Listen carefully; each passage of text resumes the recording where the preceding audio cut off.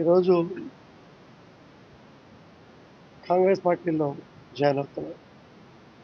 10 సంవత్సరాలుగా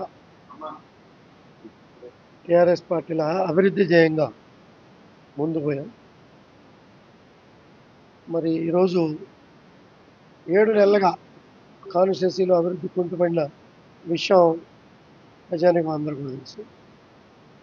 మా మిత్రులు శ్రేయోభిలాషులు నేను ఎవరో తెలియని రోజుల్లో కూడా నన్ను 3 సార్లు ఆశీర్వదించిన సందర్భం మీ అందరికీ తెలుసు. వాళ్ళ మనోభావాలు కాపాడాల్సిన బాధ్యత నా మీద ఉంది. 10 సంవత్సరాలు కూడా మేము నువ్వు ఏ పార్టీ అని చెప్పి ఎవరిని కూడా అడగకుండా గౌరవంగా అభివృద్ధి ధ్యేయంగా ముందుకు పోయాం. ఈ పరిస్థితుల్లో మేము ఒక 6 నెలలు 7 నెలలుగా ఒక రూపాయి పని చేసినటువంటి సందర్భం లేదు. ముఖ్యమంత్రి గారు మాకు పాత మిత్రుడు, శ్రేయోభిలాషి, సహచర శాసనసభ్యుడు.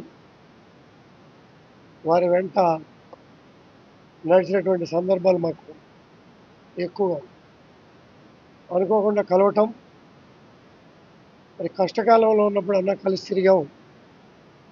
ఇప్పుడు నేను ముఖ్యమంత్రి అయ్యా, వచ్చి చక్కగా పనులు చేసుకో, ఎక్కడా నేను ఇబ్బంది పెట్టను, మీ గౌరవం అభివృద్ధి ఇచ్చే బాధ్యత నాది అని చెప్పి ముఖ్యమంత్రి గారు చెప్పటం. మరి ప్రస్తుత పరిస్థితుల్లో అప్పుడు కూడా నేను కమిట్మెంట్ ఇవ్వకుండా నిన్నటి వరకు కూడా నన్ను నమ్ముకున్నటువంటి సహచర నాయకులు, మిత్రులు, శ్రేయోభిలాషులు అందరి అభిప్రాయాలు తీసుకొని నిన్న మధ్యాహ్నమే నేను వస్తున్నానని చెప్పి చెప్పడం జరిగింది. దానిలో భాగంగానే ఈరోజు కాంగ్రెస్ పార్టీలో చేస్తాను.